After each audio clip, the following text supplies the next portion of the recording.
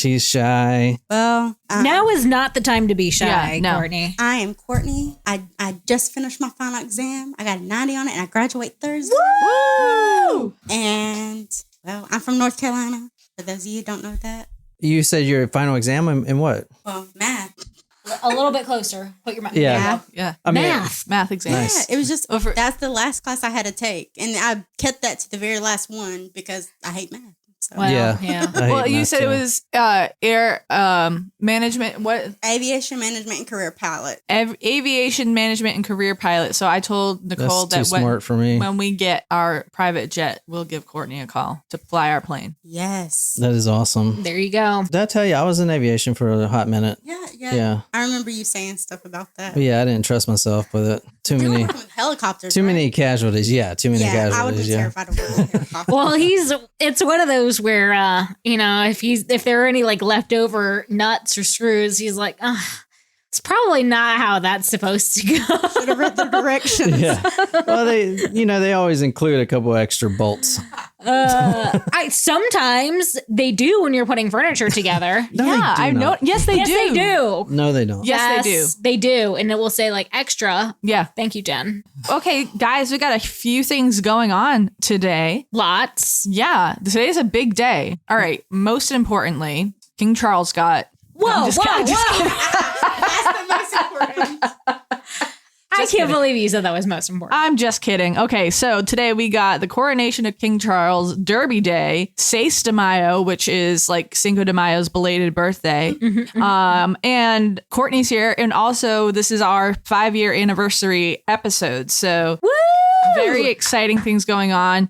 To kick it off, thank you guys, everyone, John, Nicole, supporters, Taco Supremos, Taquitos, for supporting us for 5 years and helping us keep this going. And our newest supporters, we had 4 new supporters this week. So thank you so much to Faith, Lauren, William, and Christy. So thank you. Keep it coming. We love to have you guys as part of our community. It's awesome to get to know you guys and to talk to you guys. So thank you. We couldn't do this without you. We wouldn't do this without you. Faith, William, Lauren, and Christy. Lauren's from the Big Island, Hawaii. Yeah. Oh.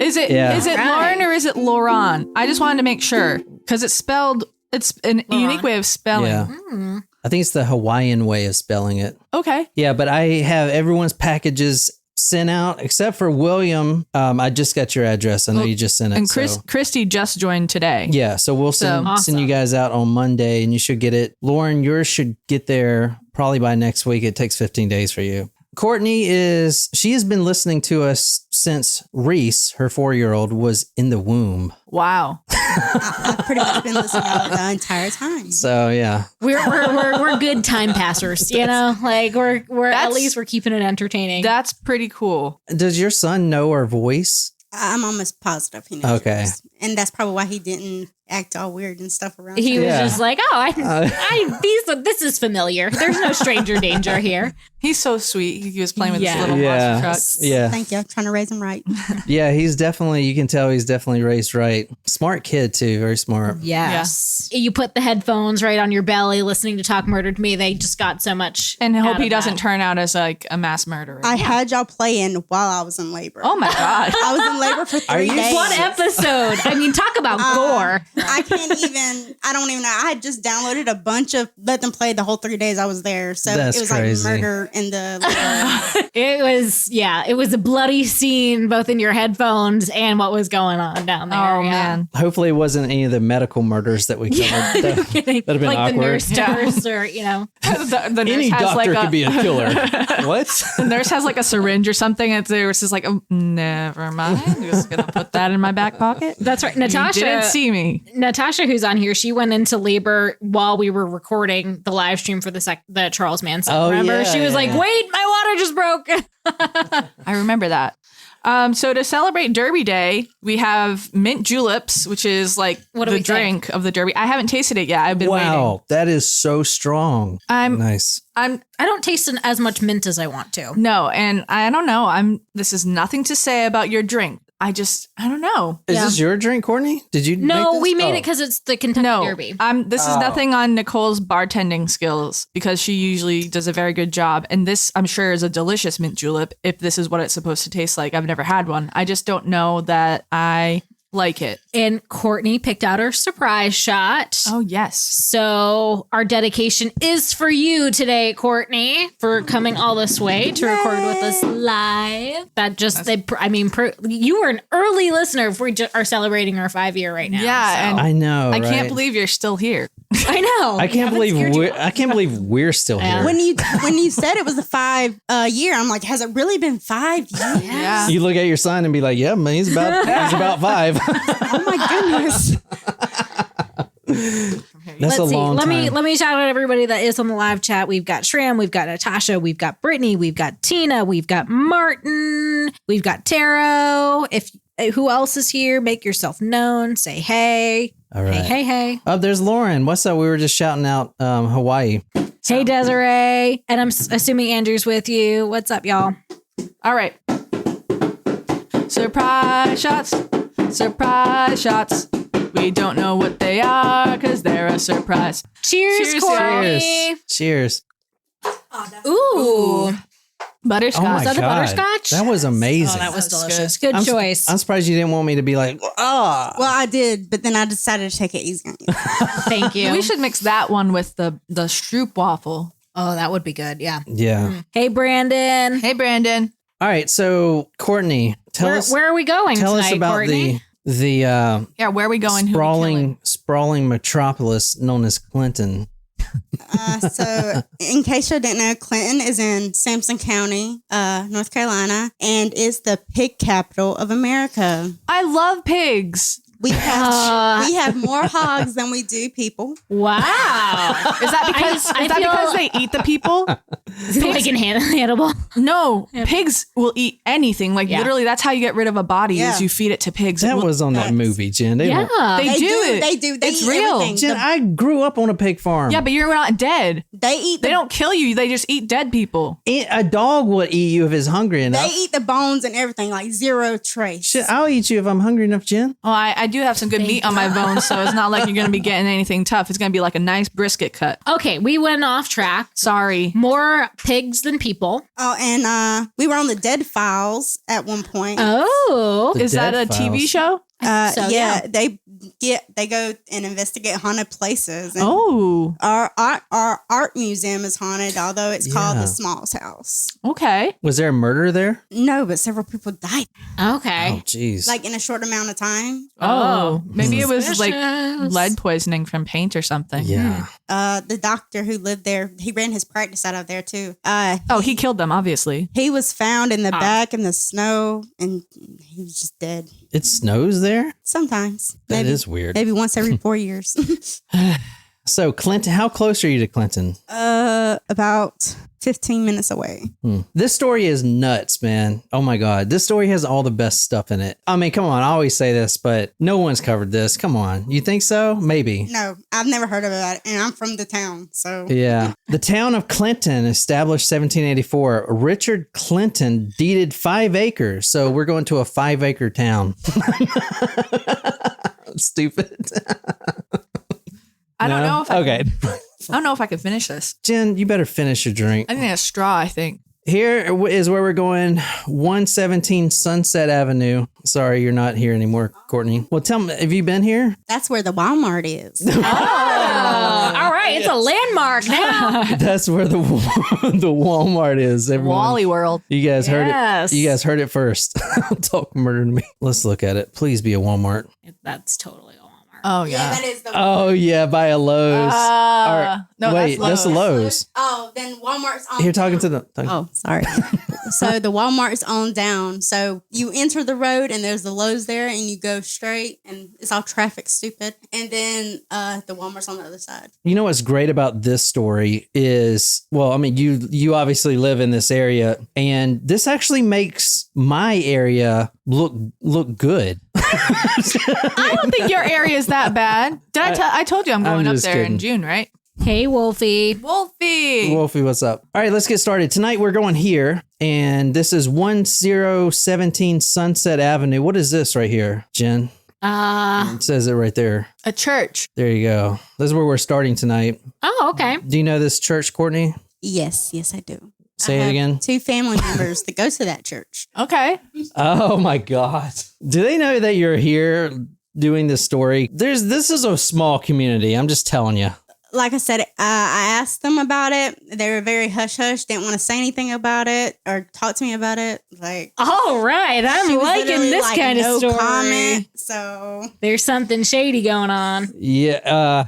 Yeah. Or was. There is. I told you one of the names here, and you said you knew a lot of. The last name is Tart. yeah, there's a lot of them. Yep. My band teacher was Tart. Jamie Tart. Jamie Tart. Do-do-do-do-do-do. Jeez. Man, I would not tell anyone when I get back home that you were on this show. I'm going to tell everybody. I'm going to get answers. Well, There you go. I don't know if we want to cover your murder, though. Yeah, we do not want you to be a topic. I mean, we would cover it if it happens, but I don't want to have to. So the Carters and Clinton are pretty infamous. We have our own town there. Like Aaron Carter? He might be a distant relative. I don't know. Oh. My sister always told me that we were related to Nick Carter, but that could have just been her, you know. Which one died, Nick? Aaron. He followed me on Twitter. Whoa. After he died? That's weird. All right, tonight we are going to Wednesday, July 18th, 1984. Damn, I wasn't even born yet. Cray. Yeah. And this is at 10:30 at night. So, Courtney, you don't know anything about the story, right? No, nothing. Just that it's got a lot of everything good in it. We're going to that church parking lot. That is a Emmanuel Lutheran church. And since it's Lutheran, you pretty much know that everyone that goes there is always drunk. I'm Baptist, so I can say that. Facts. Facts. Confirmed. Lutherans do drink a lot. Loosey goosey. We just throw Bibles at people. So we're actually going to the church parking lot, and this is at 10:30 at night.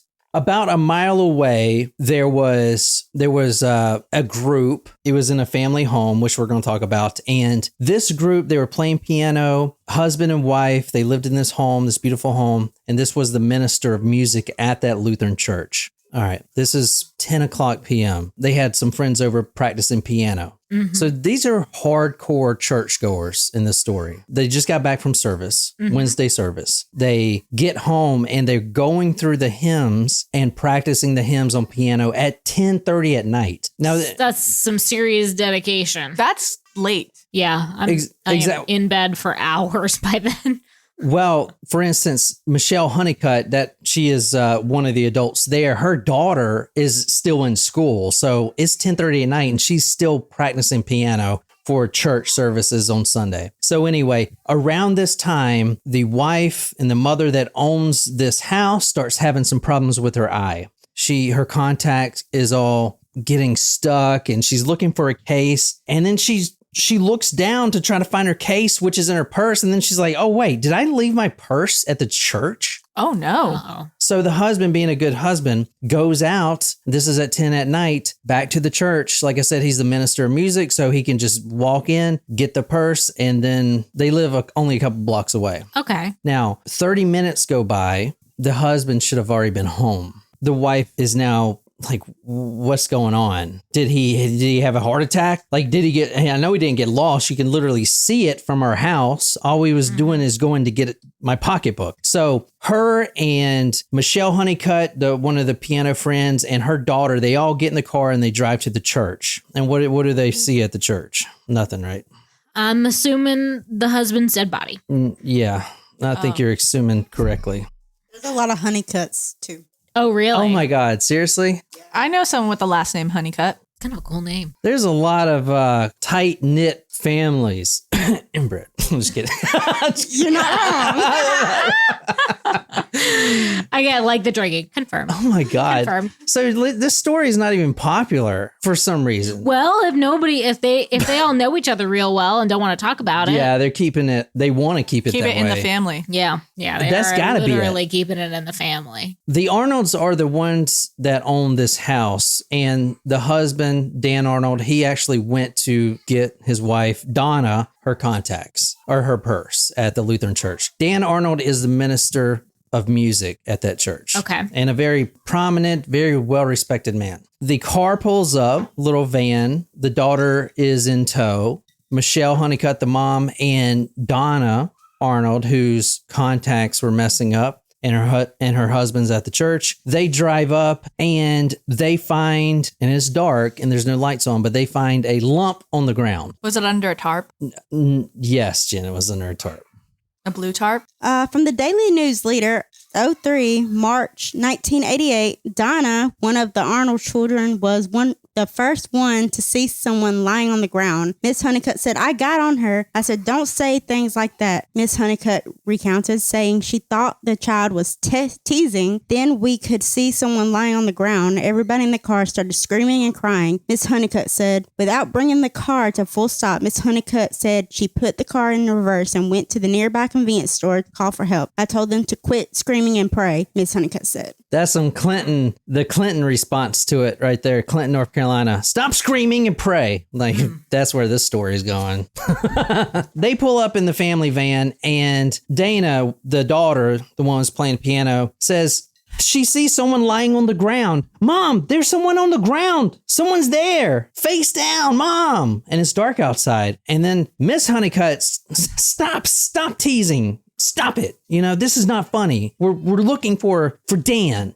Stop scaring the wife like that. Stop scaring Donna. Everybody in the car started screaming and crying. So the Arnolds have 2 daughters of their own. You have Miss Honeycutt's daughter as well. Mm-hmm. This is a packed car. Everyone looks over and sees this lump on the ground. And you could tell it's a body. You could see the arms splayed out. You can't see any blood or anything because it's pretty dark. This is right by the front stairs of the church, the Lutheran church, the one I showed you on Google Earth. Yep. So they have probably about, 15 stairs. I don't know if y'all saw that, but 15 stairs leading down. So Dan Arnold, because that's who we assume it is, was walking down this flight of stairs and maybe he tripped, but he's laying right there, right off to the left side of those steps. Mm-hmm. And he's just laying there splayed out. And they see that. Everyone starts screaming and crying. Miss Honeycutt is trying to put everyone calm at this point, but even the wife, Donna, who is even older than her, starts freaking out. Rightly so. It's her husband. Yeah.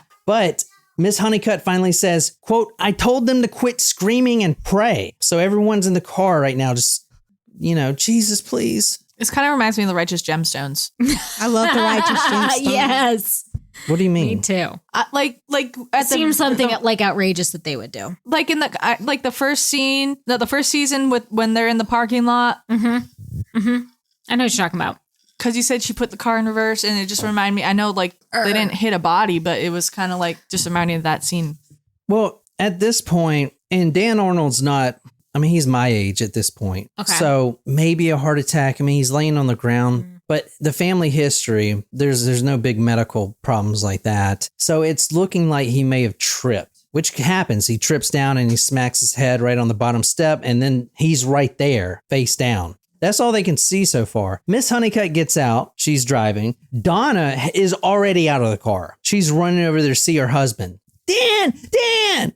Miss Honeycutt, Michelle, she puts Donna in a bear hug to keep her from going over there to mess with the body. Not want to see what was over there. Yeah, exactly. So think about it. Like, you have a van full of screaming kids. Mm-hmm. They're all looking at this body on the ground. And then the wife is freaking out. And Michelle just goes over there and bear hugs her. Come on. And is just trying to wrestle her back in the car. They go to the nearest service station, which is right there by that Walmart. If you keep going by Lowe's.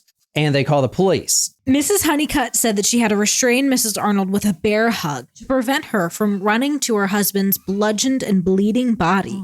And Mrs. Honeycutt said that she tried to console her friend by saying, Donna, it's too late. He's already gone. So this is the family. Have you ever seen this photo before or them? No, but I've they're very generic. Yeah. Yeah. Does he look like a music minister? Yes. You think so? I feel like he looks young to be doing that. Yeah, but he's not a minister. He's Music, in charge of the music. He's in charge of the choir, the piano, the hymns. Like that's his whole thing. Right. And it seems like this is what he did full time as in a profession. From what I found, I didn't see he had another job, which means he was getting paid by the church. Yeah. You know, Mm-hmm. so it must be pretty good money, you know. I guess. I mean, it's sad. You know, Donna is just freaking out and now she's got to raise 2 kids by herself. It's crazy. Anyway, let's talk about the autopsy. Because this was a body. It was Dan Arnold, the minister of music, right there on the front lawn of the church. And, you know, it's crazy. I did go to the church's website, like they would put the history of this case. Kind of like when you went to the website for that group. No, that wasn't me that did that. Shram did that. Oh. Yeah. Yeah. She's still getting email blasted.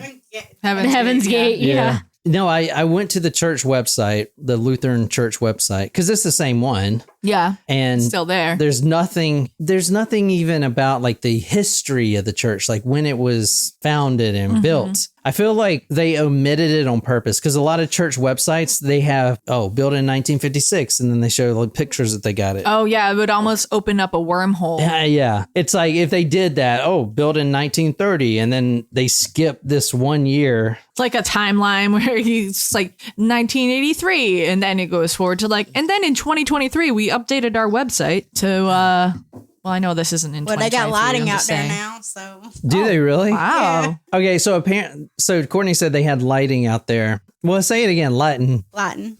Current. that. That's what your grandfather Yeah, my calls it. my pawpaw calls it current. Do you call them lightning bugs or fireflies? Lightning bugs. Oh. Lightning bugs. See, I feel like I'm more at home now. See, there's 2 on 2 now. Well, there you go. It's okay. We're good with it. Clinton, if you guys, I didn't want to say this, but it is a country, that is a country part right there. There's some parts in North Carolina that are worse than Gilbert. Not worse, but they're more country. More country. Gone country. Look at them boots. All right, this was Dan Arnold, the minister of music. What do you think happened to him? He had a heart attack or he fell down the stairs? He got bludgeoned with an instrument. What kind of instrument? And who would kill this? A crucifix. No, that would just be too good. Saxophone. Ooh. Oh, yeah, he's the Like music guy. Yeah, like an instrument. That's a good That's guess. what I meant. I meant a musical instrument. A tuba. So Dan Arnold is laying on the ground. The wife is freaking out. The medical examiner comes to examine the body, and he knows immediately this is a homicide. The victim suffered from at least 8 stab wounds in the back. Oh. Mm-hmm. Whoa. The knife was actually found later, and it was a scuba knife. So think of like Scuba knife.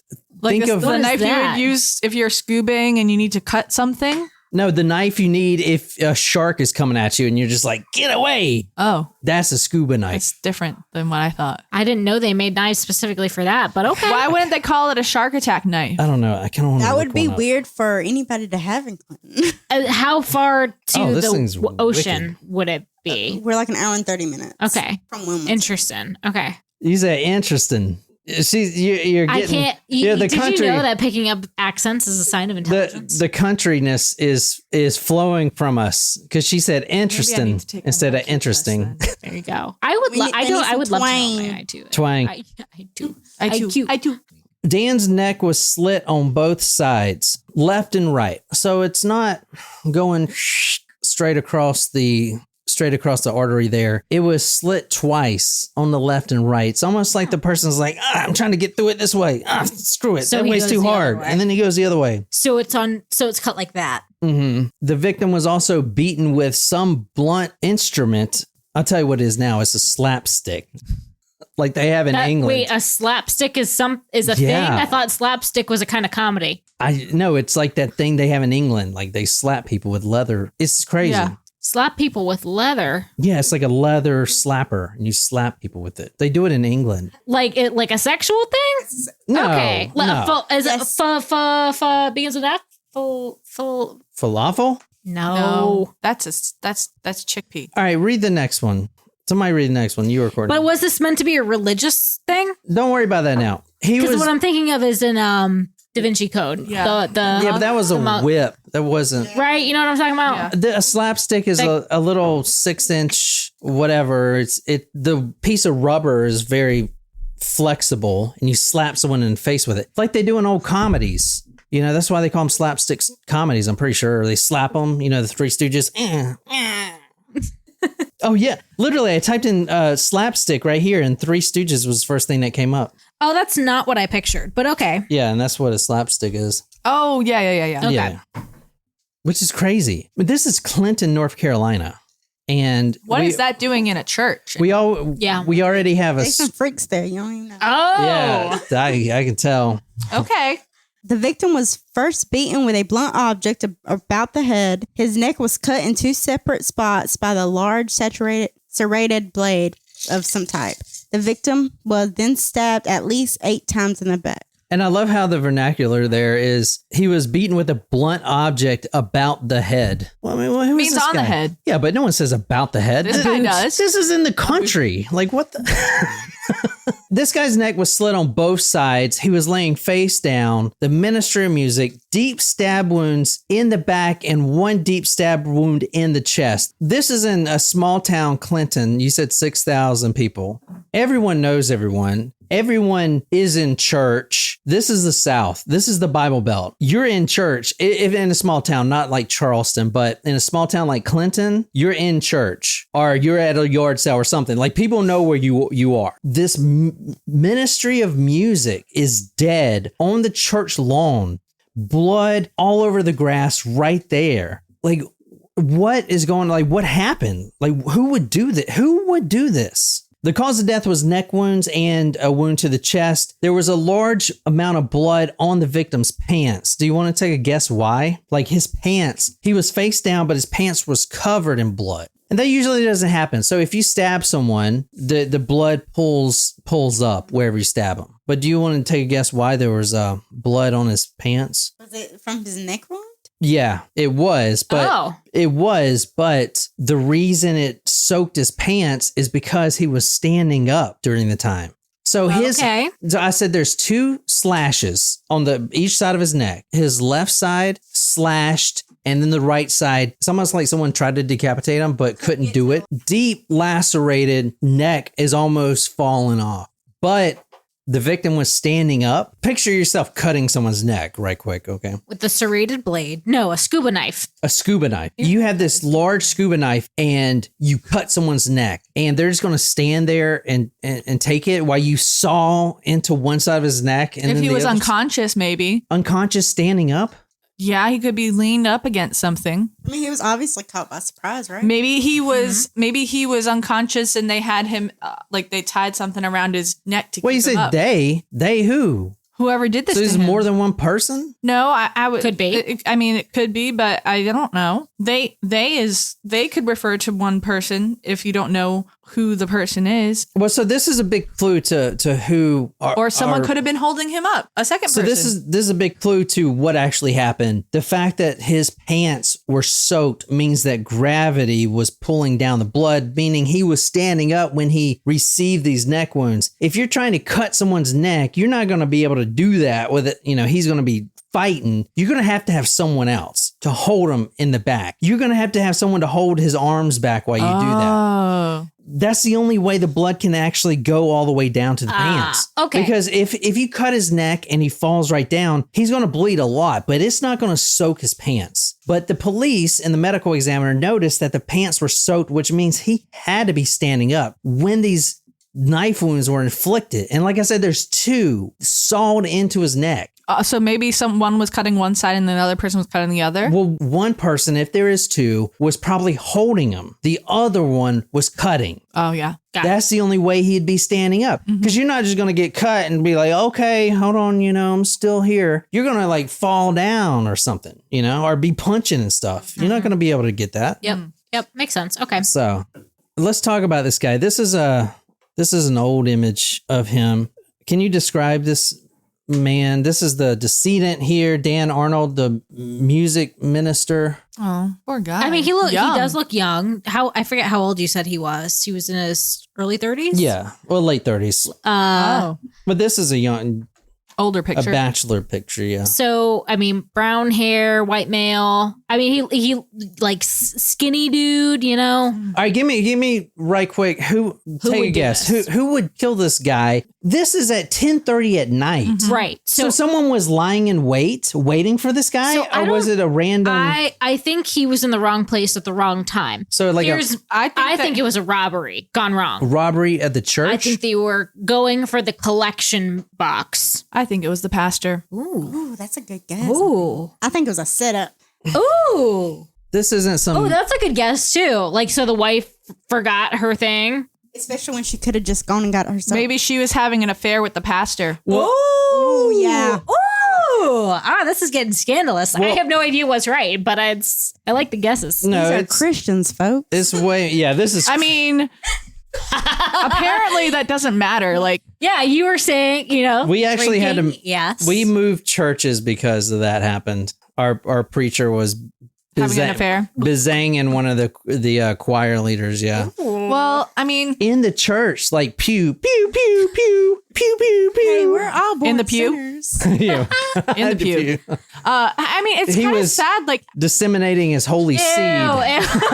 that's all right. You were here and it was fine, and then you took it like way past. I took it. He's the one banging the choir Okay, yeah, girl. but I don't know. I just, you know, what's interesting too is that I didn't know what we were talking about, but I've been listening to the Jesus Christ Superstar soundtrack for the past couple of days. It is so good. Like, I saw it when I was a kid, but I never like listened to the music. The music is so good. What are you talking about? Jesus Christ soundtrack? Jesus Christ Superstar. It's an Andrew Lloyd Webber musical from the 70s. Yes. Tram says, did anyone watch Seventh Heaven? I did, Yes. but wasn't the guy who played the dad? Wasn't he? Recently. Pedo. Yeah. Yeah. Art wants to say he thought it was a setup from the beginning and said it. So Oh, yeah? he's feeling your guess a lot, Courtney.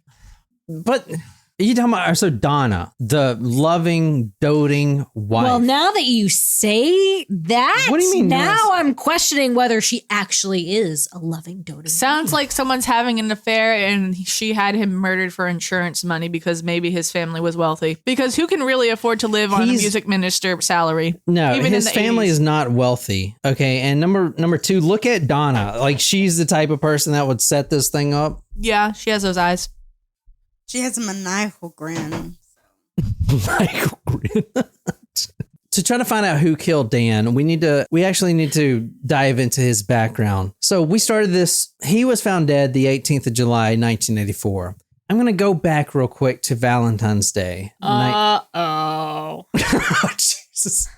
Who Wha- was she with on Valentine's Day? Sounds like someone who wants to give birth to a Scorpio. Mm-hmm. Dan was off on official church God business, and he found himself in Raleigh at the Crabtree Mall. You know where the Crabtree is? That's a great mall. Yeah, it's a good mom. They have a Lego center there. Jen's not listening. Yes, They I have a Lego whole, center. whole Lego place there. It's at Legoland. So Valentine's Day 1984, the family, the Arnold family on the outside is happy. They got 2 daughters. He is devoted to Christ. They're prominent in the Lutheran church and the community. Valentine's Day 1984, he's on official church business. He ends up at Crabtree Mall, which I've been there a few times. It's a huge mall. I think it's 3 stories. It's pretty it's 3 big. stories and there's extensions. Oh, like wow. outside. Sounds like a good mall. Like the Providence Mall. Yeah. Yeah. Place. So Raleigh is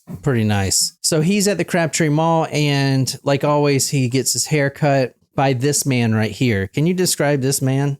Now, it's kind of important that we're talking about who is cutting his hair. He looks like an Italian. He looks like, I mean, he's Billy like Ray Cyrus with a haircut. tall, dark, and handsome. Mm-hmm. Tall, dark, and handsome. Yeah. He's Dark got a- hair, a beard. He's like got a crisp suit on. Maybe in the that's mafia. That's not a I'm at trial suit.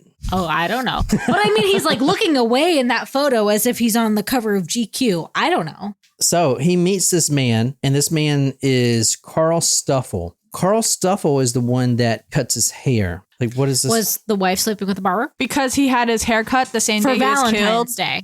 The reason Dan is getting his hair cut on Valentine's Day is because He's going on a date with his wife. he's got to go on a date with his wife. That's sweet. That is sweet. I But- wish I had someone to take me out on a date on Valentine's Day. Actually, Take I could take my yourself own out, self girl. on a date. We're gonna go on a date on Valentine's Day. We're gonna I go. convinced John to go on a date with me this week. It was great. You did? Where'd you go? We went to Tokyo Bistro. I didn't show up.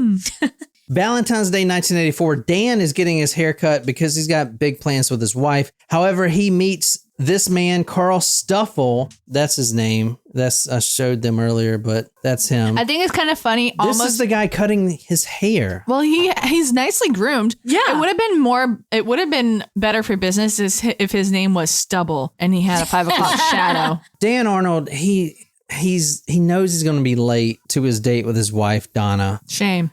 And it's not that Carl did a great job. It's just a normal haircut, but I don't know, something about him. Maybe the smell coming off his shirt or something. He said, "Do you want to go to dinner?" Now, this is the happily married man. Wait, he asked Carl to go to dinner? Yes. Oh. Spicy. This took a turn. At the perfect time. This took a turn I was not expecting. No. Oh. Well, Wait. I know you always do that, and I'm jealous because I can't. You can't do that.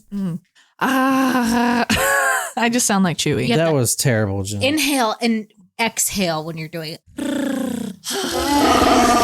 So he's getting his haircut, and this tall, dark, handsome man, Carl Stuffle.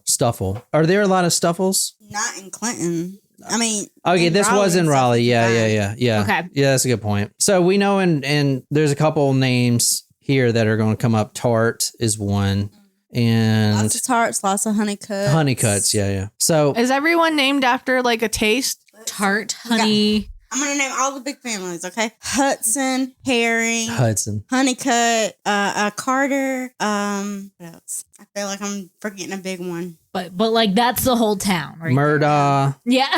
Oh, Davis. Okay. Did you see that? Oh yeah, Jim. We gotta. You're supposed to control her. I cannot be controlled. I'm an independent human. Can't be. Oh yeah. Hold on a second. What?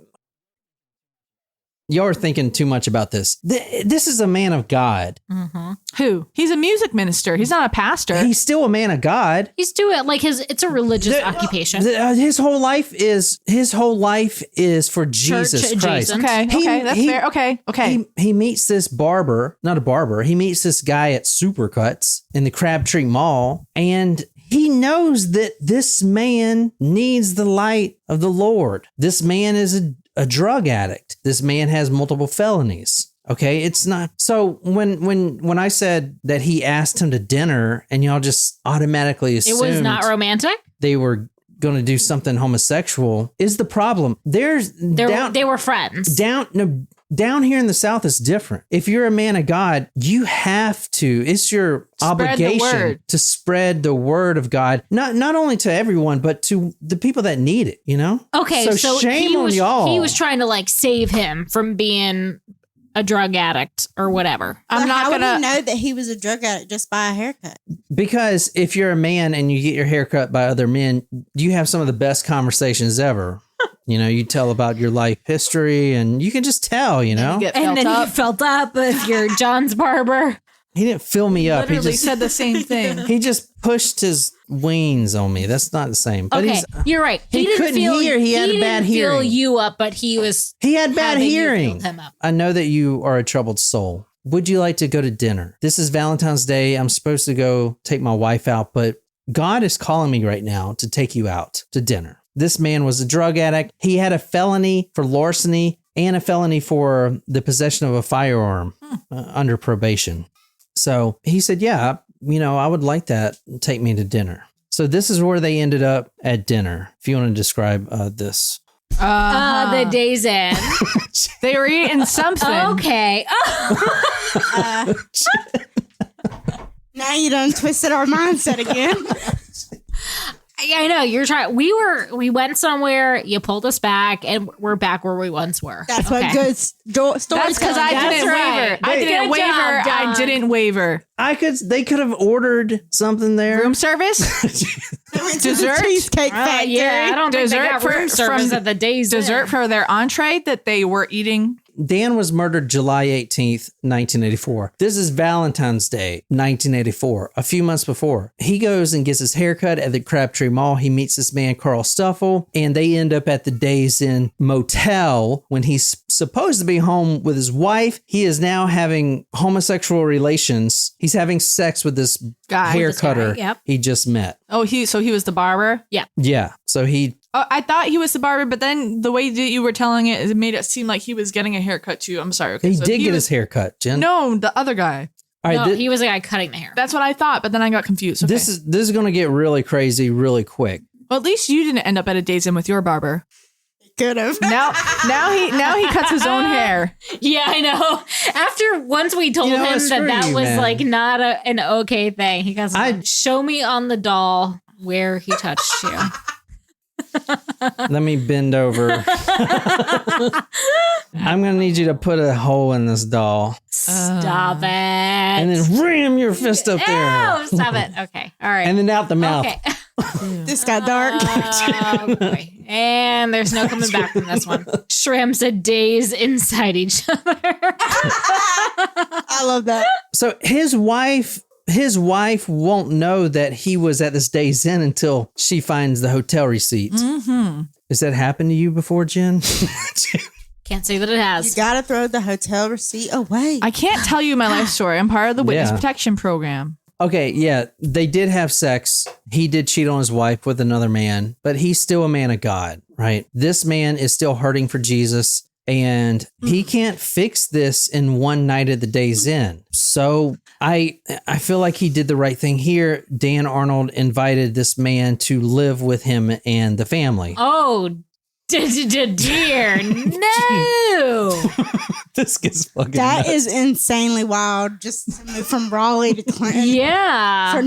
To be with his live-in boyfriend, basically. Wow. And he said yes. Well, maybe it's the early days of like polygamy. I mean, not the early days. Polygamy was around in does the wife know about but it? That's the difference. He probably wouldn't have Polyamory. got at the polygamy thing was real. polyamory. No, all right. This Dan Arnold brings this man home the next week after they've been talking back to the home where his young daughters are and says, this man needs the word of God. You know, he is on a dark path. Can we just host him in our home?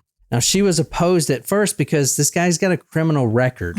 He's a felony. He's a drug addict. But at Easter 1984, Carl Stuffle, that tall, dark, and handsome man, moves in. Now, a week before Easter, because you can't just move him in, a week before Easter, Dan Arnold packs up his kids and his wife, and they drive all the way to Raleigh to, quote, meet Carl Stuffle's parents. Whoa, that's serious. That escalated quickly. Yeah. Wow. It's fucking weird.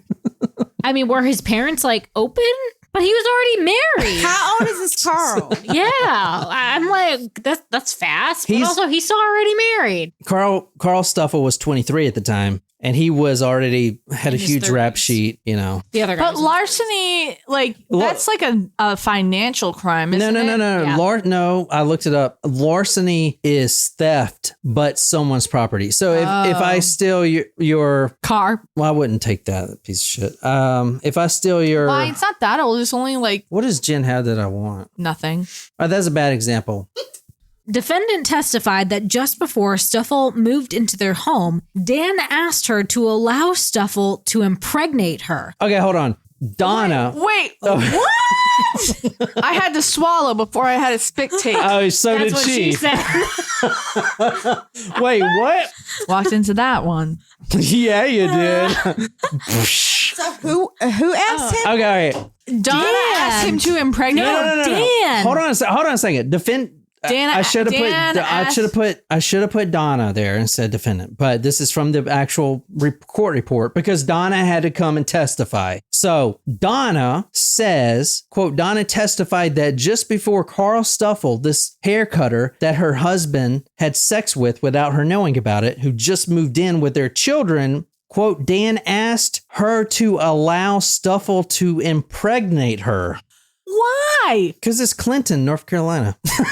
But why? Was he unable to? No, they had two kids. Oh, yeah, that's right. But I wouldn't. It is Clinton, North Carolina. I told you freaks. Yeah. That's why. I know why. Let me guess. That's why you only have like 3 families that she named. Because he wanted to raise the child with Stuffle. He wanted to have a child with Stuffle, but so he was pretty much asking. He wanted no.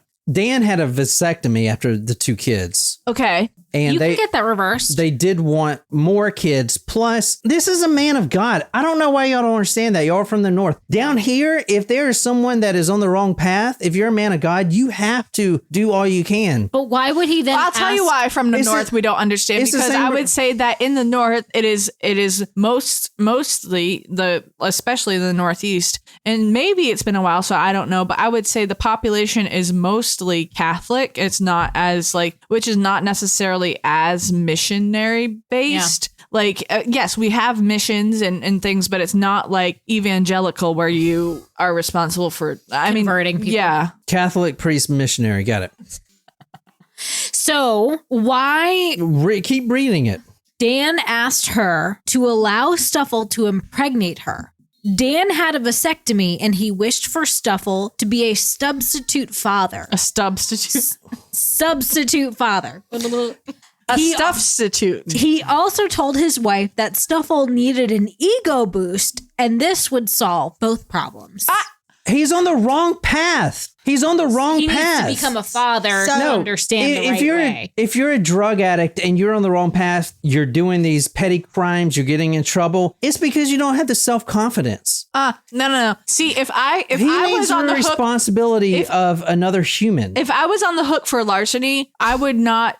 I feel like I wouldn't be. I think Courtney was just like, oh fuck, I do know these people. I think that's what she just said. I'm feeling some type of way right now. I'm just So, if I was on the hook for larceny, I feel like my ego wouldn't be boosted by having an extra financial responsibility. True that. It's like if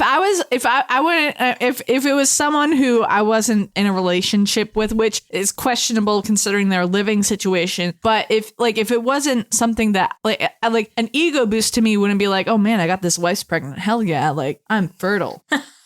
Dan asked his wife, Donna. Now, they have 2 daughters together, and this man just moved in. Will you be impregnated by our new friend, our guest? And obviously, she just flips the fuck out, flips the hell out. She's like, what are you talking about? No, I can't even believe you would ask this. You are a man of God. What if this gets out in the community? So at that point, Dan Arnold starts flipping out and he's almost pouting like a child. Why is this not a Netflix documentary? I feel like they're missing out. He's pouting. Reach out to what's his name? Blake. He's pouting like a child. Finally, his wife agrees, but just to shut him up. And then she agrees, but she's also in her mind thinking about taking the kids away at that point. She's thinking about leaving. Also, she starts to figure out that maybe her husband is gay. I was going to ask, did she know that they were having sleepovers in the guest room or I don't know how you would not know. Well, you know? Well, maybe they only met at the Days Inn, or maybe they only met when she was at work and the kids were at school, or...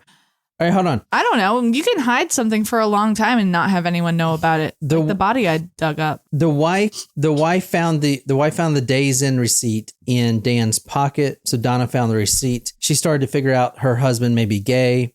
And one night while Carl Stuffle and Dan Arnold, they were driving the babysitter home because the wife and husband had a date night, he had given her a letter to read. Now, this letter is not available because it was thrown away, but this is basically what it explained. You would have been better off burning it instead of throwing it away. This is the husband's letter, right? Correct. Yeah, so the husband, Dan Arnold, the one that was dead, writes a letter to the Donna, is explaining things, and then he leaves the house. In the letter, Dan confessed that he had been a homosexual since childhood, had male lovers in every place they have lived, and had a one-night stand affair with Oh. So this is not the first time thing. Wait, so is he referring to the first time he met Stuffle as a one night stand? Because I assumed that if he was living with him was more than a one night stand. Nah, they was getting it. They were getting it on. They were getting it. This is Clinton. A little bit about Carl Stuffle, 22-year-old barber, learned the trade. How do you think he learned how to cut hair so good? Jen, how do you think he learned how to cut hair so good? Prison. He was in prison. Yeah. That's a good skill to learn. Yeah, because then no one's going to come after you because you can do a favor for them. And plus, you're good with a blade. He's 23, right? At this time. Yeah. When he moves in, he's 23. At 22, though, he gets out of prison, learns the skill of barbering while he's in prison. He's been in prison, in and out, even juvie, since he was a teen. Career criminal. This guy he's a terrible person to hang out with. This guy. Dan didn't think so. Huh? No. So you don't get it. Dan is just trying to set this guy on the right path, Jen.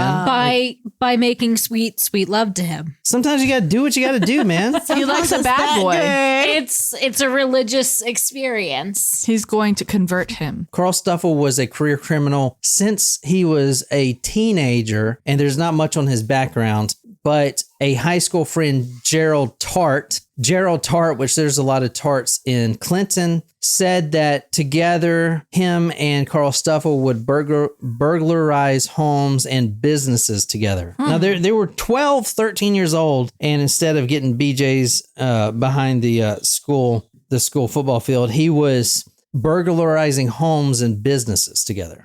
And the Tart name is a big family, which is probably why you got a lot of pushback with this. Tart is going to be, do you remember when I said it seemed like two people cut the neck, one was holding, the other one was cutting? Yeah. These are best friends, Gerald Tart and Carl Stuffle. Okay. If they were to kill anyone, Dan Arnold's per se, it would be the two of them. Okay. So he is going to be key in providing the information. In fact, the only reason we have the information we have is because he took he turned evidence for the state, took a plea deal type of thing, and got in no trouble, this guy Tart. At this point, Dan Arnold had just asked his wife, Donna, if she would get impregnated by Carl Stuffle, and she is livid. She gets into her car. She's driving around. And in her own mind, she is thinking if she should leave her husband. She is done with this. If this gets out, the whole life is ruined. They have two daughters. They're going to be bullied in school because everyone's going to know about it. She has family in Virginia. Should she just leave right now? So she is driving around at night after she read this letter, thinking in her head, should I just leave this guy, take the kids and leave, get a divorce and start over? And she's just livid. She's just, God, how could this man do this to me? She's thinking about the letter again. He's been gay since childhood and he never told me. I mean, how could this man do this to me? Should I leave or not? Eventually, driving around, it comes to her. You know what? I'm not going to leave. This guy has screwed my family up. This man that I love has screwed my family up and has wasted my time. In the morning, Dan goes to work. He's the music minister. And the wife goes into the next room and has sex with Carl Stuffle. I just threw that on you real quick. We're like, okay. Is this just get pregnant? Is this just have fun? Donna was so pissed. She was so pissed that she was thinking about leaving, and she testified this. She's going to take the kids. But you know what? No, this guy had wasted my time. He has ruined my whole family. I'm going to really get him back. This relationship, this marriage is over anyway. I'm going to go sleep with this guy in the next room. This drug addict who is now unemployed, living off the little money that Dan makes as this kind of in facto roommate, and he's just sleeping in all day. I'm gonna just go in there and have sex with him. I'm sorry. I'm sorry. I'm confused. Sex. Can I? Yeah. So let me just circle back for a second because So she's not having sex with him to get pregnant because Dan asked her to. She's having sex, like revenge sex. Yes, revenge sex. If he's gonna do it, I'm gonna do it too. But if she gets pregnant, wouldn't that defeat the point of having revenge sex with him? She claimed. Why wouldn't you find someone that you actually wanted to have sex with to have revenge sex with? Because she can go in the next room. She claimed But in what if court. he wasn't Jen, Jesus Christ. What if he wasn't bisexual? Like, what if he couldn't get turned on by her? Yeah. He's going to go in there. She went into the next room. I'm just asking. I Jen, thought it was Jesus a valid Christ. question. Holy I'm shit. sorry. I thought it was a valid question. She said in court that she wanted to, quote, get back at her husband. She goes into the next room and she has sex with that man. But not because he asked her. It's because she wanted to, which is different than if she was having sex with him. All right. I think it was she more goes in like- there and she does a reverse cowgirl. Do you mean to explain everything No, for I'm you? just What the saying fuck? because it just does. Like I just feel like I'm not questioning you. I don't want to make this very clear. I'm not clear. Oh, wow, Jen. Here we go. Here we go. Whoops. Okay, That was I a want to make Freudian this. slip. It was Yeah. Always an agenda with this one. an agenda. That's why they call it that. She would later testify that Stuffle had raped her and then threatened to expose Dan's homosexuality to the church if she said anything. However, that turned out to be a complete fabrication. She willingly had sex with this man on multiple occasions. So at this point, you're having this man, a drug addict, a 22-year-old, 23-year-old drug addict living in the family home with the two daughters, mind you, the teenage daughters, one 14, one 13, living with the daughters, having an affair with both the husband and the wife without them knowing about it in the same house with the daughters. This man is sleeping with both husband and wife, and neither one of them know that this is happening. I mean, he's a winner like Charlie Sheen. You know? Oh, he's getting Winning. He's getting Puss in Boots, like that movie. Puss in Boots. I'm sorry. Hold on one second. I need to high five you for that. Yeah. Puss in Boots. That's probably the funniest thing you've ever said. Happy 5 years. Like that deserves I feel applause. like I should go get the champagne for that one. Yes. Yeah, Hang go on. get it. After Dan's revelation, Stuffle began to belittle Dan at every opportunity. He also began to declare openly his love for Donna. On May 18th, 1984, Dan went to his doctor for help with his nerves. He was tearful, crying, and suffering from low self-esteem. He told the doctor that he had seen his wife and Stuffle on the bed together. He worried that Carl was younger and better looking.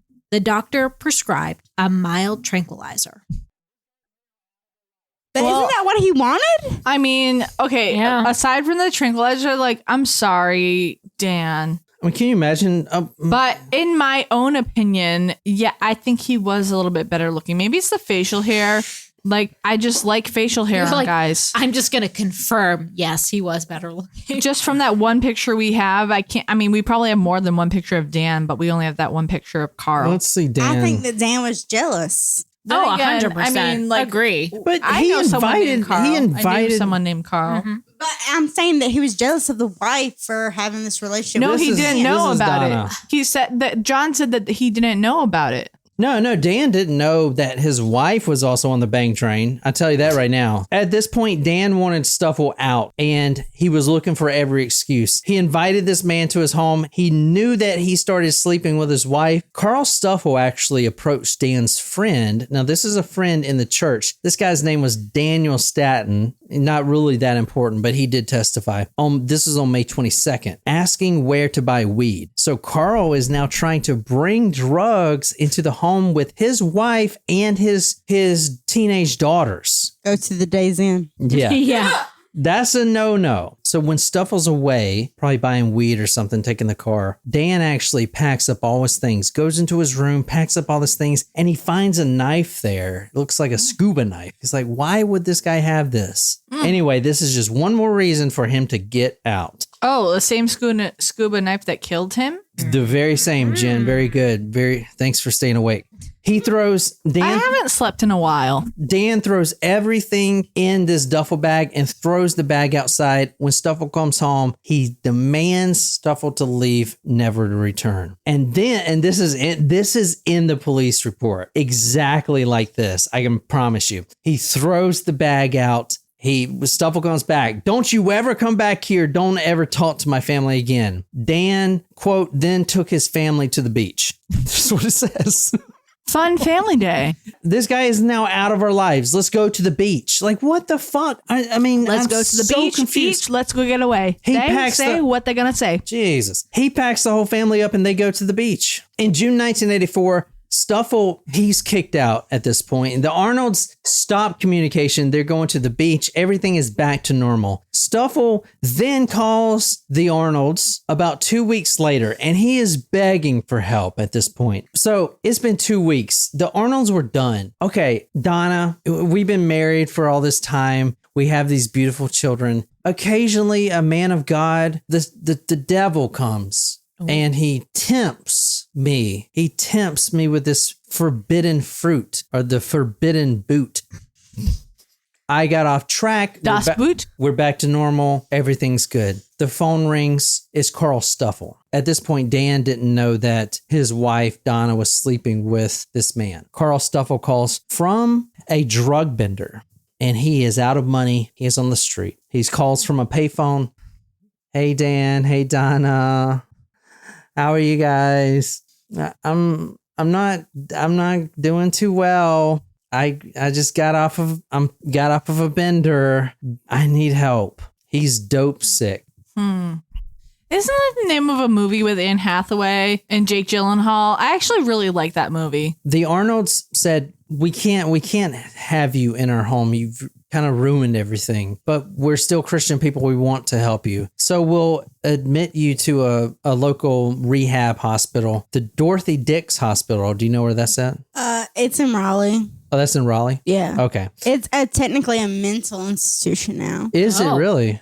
Okay. I didn't look it up, but it may have been that back then, but he was going for drug abuse. I mean, I think you can go there for that. Oh, too. really? So it's probably the same. But most of the time, it's known as a mental institution. Oh, interesting. So he was admitted to the Dorothy Dix Hospital for his drug bender. They're going to clean him up. So they had no communication. They admitted this man, Carl Stuffle, to the Dorothy Dix Hospital, and that was it. The story's over. That's it. And then Dan died. The Arnolds didn't want any contact with this man. They called the local sheriff. The sheriff agreed to drive this man, Carl Stuffle, to Dorothy Dix. Because he ruined their family. And from the police report, quote, under the wife's demand, the sheriff was called to drive Stuffle to the hospital. Riding along with Dan and Donna, the sheriff testified that Donna Arnold could control Stuffle. And so in the car, she has this power not only over her husband, but also over this man. Sometimes the pee is that good.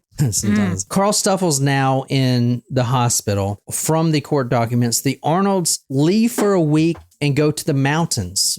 They were at the beach. Now they're at the mountains. Oh. However, Two very diverse areas. However, they're probably in Asheville, I'd imagine. But it didn't say specifically, but I would imagine Asheville. Both Donna and Dan, without each other knowing, has contact with Carl Stuffle while he's at Dorothy Dix. Interesting. Oh. Dorothy Dix is in Raleigh. I know, but contact via phone. Oh, okay. Yeah. Contact via phone. And actually, there's several letters that came out which got Donna in trouble about that she has written Carl Stuffle. So she would write and he would write Carl Stuffle repeatedly. Eventually, they both decided to visit him on several occasions and even had taken him out of the hospital on like a day pass. Bill Dubrick, Stuffle's therapist, testified that at first he thought that the physical contact he observed between Stuffle and the Arnolds was religious, but later realized that it was a sexual feeling type thing. The staff at Dix had to ask them to stop touching because it was disruptive to the other patients. So now they realize Sexual healing. they're at this rehab center and I'm glad you sang because Both- I was singing that too. both Donna and Dan have now accepted that they love this man, and they're at the Dorothy Both Dix. of them love him. They both love him. So they're both vying for this guy's attention. And it got so bad at the hospital, at the rehab, that, quote, the staff at Dick's had to ask them to stop touching because, as them, both the wife and husband were just sexually touching. The therapist said it was a, quote, sexual feeling type thing. Both were touching him sexually. This has gotten out of control. That is out of control. So, like, I mean, this is 1984, you said, correct? Well, no, this is 2023, Jen. Carl Stuffle was discharged from Dorothy Dix on 12th July 1984, and he goes and lives with Gerald Tart, and he gets these odd jobs, stuff like that, all the while getting letters and phone calls from the Arnolds, right? They obsessed with not the D. together. They're one's calling him in the morning, one's calling at night. They love him. This is a twisted triangle of. But they're doing this separately, right? It's kind of like really interesting that now in 2023, polyamory is making a huge impact on our community in the United States. Is that like a metal polyamory? Or like a filling? It's like a 3-person relation. Is that like a dentist? Multiple person relationship, more than two. Can I get a polyamory here? No, not what it is. Dan starts thinking, he's like, you know what? This is going to get out. I'm going to lose my position. Everything's over. I got to get rid of this guy. Like permanently get rid of this guy. My wife is in love with this guy at this point. So on July 17th, now this is, when did he die? I feel like that's kind of on you, though. The next day. Like literally 3 hours. The next day. I mean, he's the one who introduced them. On July 17th, the day before, Dan Arnold, the one that was dead in the grass of the church, writes a letter to a friend. This guy's name is Bill Poole. His brother is an SBI agent. And this letter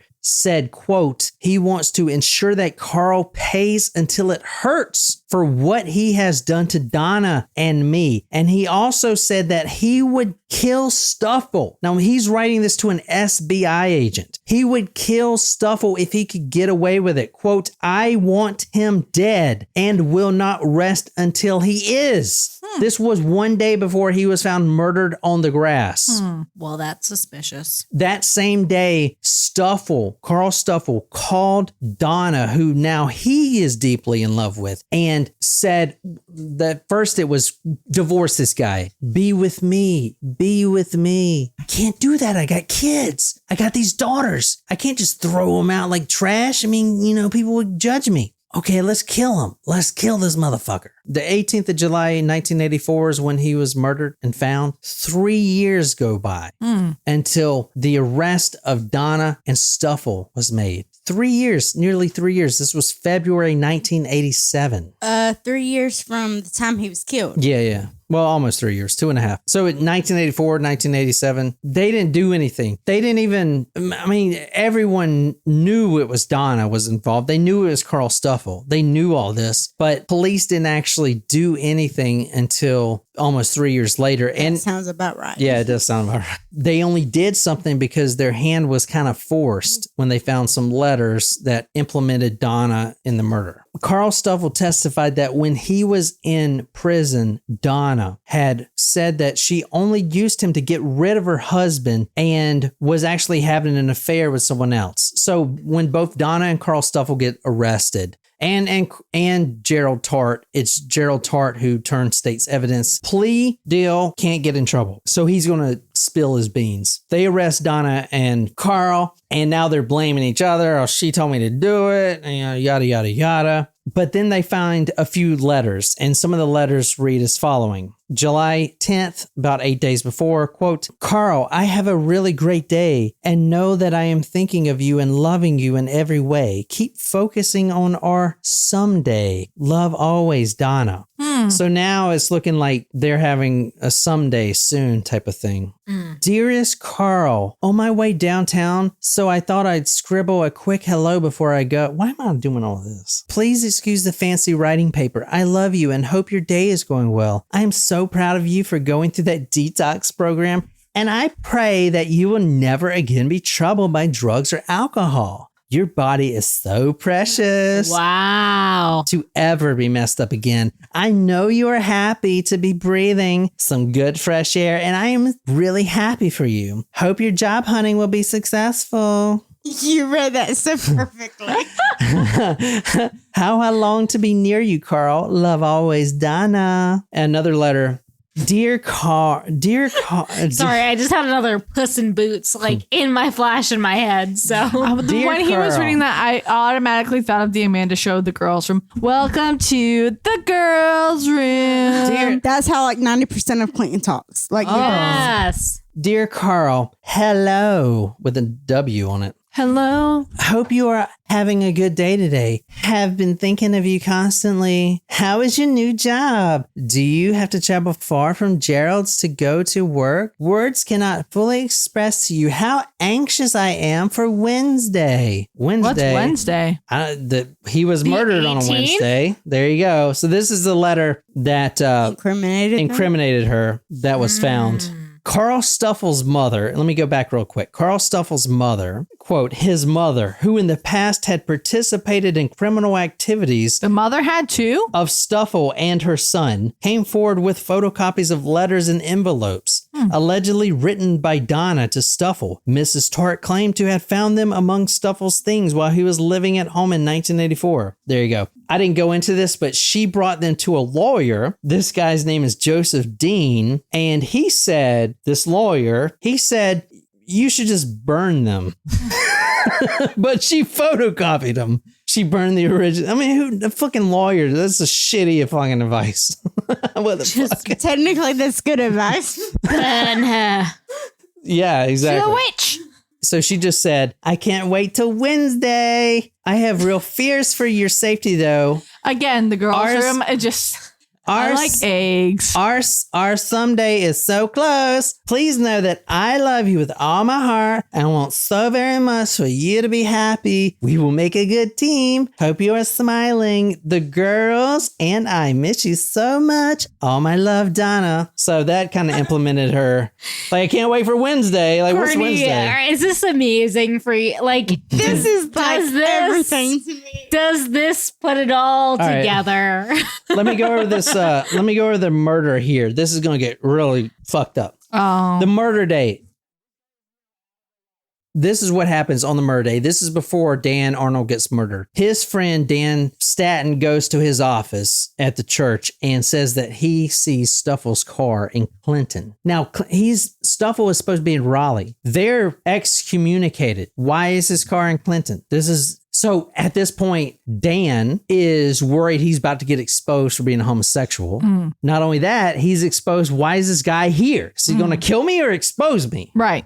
You know? Either way, it's a lose-lose for you. He gets angry, and then he even asked his friend, Daniel Staton, to kill this guy. He refused. The evening of July 18th, the murder day, this was a weekly service at church, followed by the piano choir practice at the Arnold's home. Michelle Honeycutt was with them, like we started with, her daughter and the Arnold family. Donna started having trouble with her contact lenses, which was a ruse. She had given Carl Stuffel the key. Donna knew why Carl Stuffel was in Clinton. They had planned it. She had given not only Carl Stuffel the key to the church, but also a map. Dan left the house at 10:15 like she knew he would. 30 minutes later, she gets worried. Donna gets there at the church, like we started with, is all hysterical. Michelle Honeycutt would later say that it just looked like she was faking it. Most churches in Clinton are unlocked just because, if people need to go in there and pray and stuff. Oh, really? Yeah. I think it's weird that they needed the key to unlock it. Maybe she drew him a map and gave him a key. I mean, I don't know. But I mean, that's just more things that, why would you give this guy a key? Right. We know exactly what happened because Gerald Tart, which Tart is a big name, testified he was given immunity, which is crazy, as you'll see, because he actually participated fully in the murder. But he was given immunity to basically turn state's evidence, which means confess to everything. Gerald Tart, the friend of Carl Stuffel, drove him to Clinton on July 18th. They parked at the shopping center, that shopping center right across the church, which you've probably been to many a times. You can see the church from there. You can also see the Arnold house. So you can see both of them. This is from the police document. Stuffel got out of the car and left the area while Tart went to McDonald's for something to eat. This is crazy. Listen to this. Quote, Tart returned to his car and watched high school girls until Stuffle returned about an hour later. Was this Walmart by the McDonald's? Well, that's Or the fucking McDonald's by the Was the Walmart? ice cream machine broken? Like, I mean, dang. In the court documents, it says, quote, Tart returned to his car and watched high school girls until Stuffle returned about an hour later. What's high school girls doing what? I mean, there's 2 McDonald's in Clinton, so I'm trying to figure out. There's one Which by of Walmart, and then there's one by which is right by the Smithfield plant. church. Gerald Tart eventually lies and says that Stuffle did this by himself. He said Stuffle got back into the car with blood on his hands and a shirt carrying a scuba knife. He said that he killed Dan after getting into a fight and they threw the knife in a nearby lake. He then threatened Gerald Tart not to say anything. And however, this is what really happened. Gerald Tart and Carl Stuffle were in on this together. Were they having an intimate relationship too? They actually brought with them a slapstick, 10-inch long metal shank covered by leather. They both waited in the bushes for Dan. Stuffle testified that when he first saw Dan, Tart was hitting him with a slapstick. Stuffle told Tart to hold Dan's head away from him because he could not bear to look at him. Stuffle drew his knife and looked away from Dan and Tart. The knife went fully into the chest. The back stabs would come later once he's on the ground, but the knife at first went into the chest. One of the men held Dan Arnold's arms backwards. The other man, Tart, Gerald Tart, the one that got complete immunity, cut Dan Arnold's neck on both sides. You know, this guy is completely out of prison. I feel like I really know that name. Never even went to prison. Tart cut both sides of the neck because he couldn't cut all the way through. And Tart did? Yes, who testified all this. And if you're wondering how they knew that Tart was actually involved, there was blood not only on Tart's clothes but also the driver's seat. So he was there. And they know it was 2 people. From the Charlotte Observer, March 11, 1998, Tart asked me on which side of the neck were his vital arteries. So during the murder, they jump out of the bush. They're in the bush of the church parking lot. Literally in the bush. They jump out, slapstick, slap, slap, slap on the face. They're slapping this guy in the face, killing him, stabbed him in the chest, and then Tart says, which side of the neck is the arteries on? So he's like, fuck it, I'll just cut both. That's why there's 2 freaking ones. And they did this all outside the church? Yeah, right there, yeah. Quote, he used the knife to cut both sides of Arnold's neck. I couldn't move. I just stood there looking at Arnold. Stuffle had put a painter's cap on to, quote, shield my face from the blood. Both were high on marijuana, and they attacked him as soon as he walked down the church steps. Quote, I drew my knife, which was strapped to my leg, Carl Stuffle said. I looked away, and when I looked back, the knife was in his chest area. I remember pulling out the knife, and Dan fell to the ground. I feel like marijuana does not make you violent. This it makes you sleepy and hungry. This is a great photo right here because Donna went to trial. It couldn't be her. She couldn't be involved. But look at this photo. This is of her fainting. Oh. The title is Woman Convicted of Killing Husband, Donna Jones Arnold. She fainted. And this is a very religious town, Clinton. So the defense, this is how they painted the picture. It's not his fault. It's not Carl's fault. It's not Donna's fault. This is the defense. Satan. This is the this is the defense attorney speaking. He's up on there. This is sort of a reverse Garden of Eden. Defense attorney Michael Bruce said, the seduction of Dan leads to the seduction of Donna. Satan looks and sees Adam and Eve in the garden in bliss. He sees innocence and goodness, but he can't have them because he's Satan. So he seduces Eve and thereby seduces Adam. Adam and Eve lose their eternal bliss and eternal life. That's Clinton, North Carolina for you right there. So to end it up, Donna was convicted 15 years for second-degree murder, 10 years for conspiracy, and that's it. She's out. Oh. Is she out today? Yeah, Carl's still in there. Oh, I'm going to find her. Oh, no, don't, please. She's going to find everyone named Donna in her town just to make sure she I mean, it's not a lot of people. I can honestly tell you that I probably have her on Facebook already. Yeah. Yeah, maybe. It's a small town. All right, well, that's that story. What do you guys like that? Bravo. That was very entertaining. I absolutely love that. So he was found at the bottom of the steps. Yeah, right at the bottom. No one will admit that in that church. Like that murder doesn't exist anymore. I'm telling you. No. Dan never Because- existed. He was not a because- person. So there was a book, The Hymn of Commitment. However, it is not in print. You can't get it anywhere. It's not on Amazon. I looked for it. There was also a movie that came out called Tarnished Notes that used local actors, and it got terrible reviews because the acting was terrible. But Well, contact Brent you and can't- he'll take care of you it. can't He can stream make it. You can't stream it anywhere. I've tried to stream it. It doesn't exist anymore, literally. They made a movie and it's not even a thing. Dude, this case could be huge. It could bring a lot of opportunities to your town, small town of Clinton. These are not the people you want to mess with. I mean, they cover everything up. I'm telling you right now. Well, that's the story. I hope you guys liked it. Yeah, I loved it. This was awesome. Cheers to 5 years, yeah. guys. Cheers to you guys. I Cheers. don't have any Cheers. champagne left, but you know. And thank you, Courtney. either. You've been listening forever. Thank you so much. Sorry about your video. No, it's fine. I don't care about You're it. still here, but But we appreciate you so much, and we couldn't do this without you. And I mean, Nicole and John, like seriously, I know I said this before on live, and I'm drunk, but like you guys are not just friends; you guys are family, and I love you guys. And you can loop that or whatever the fuck you want to do. But like, thank you. thank you, Jen. You're also 5 an years. acquaintance. Okay, 5 years and Down the cheers to 50 more. 50. I don't know. Like, I don't even know what I would do without you guys. pretty Would I much- be alive at 50? I I'm mean, pretty much yeah, clocked 80. out. Yes, you better be 80. alive at 50. So this is It for was you Saturday. guys. Yeah, thank you. Thank you. everyone. Thanks, everyone. All right, until next time. Well, all right, go ahead, Courtney. You sign us out. Until next time, goodbye and good night. Oh. Cheers.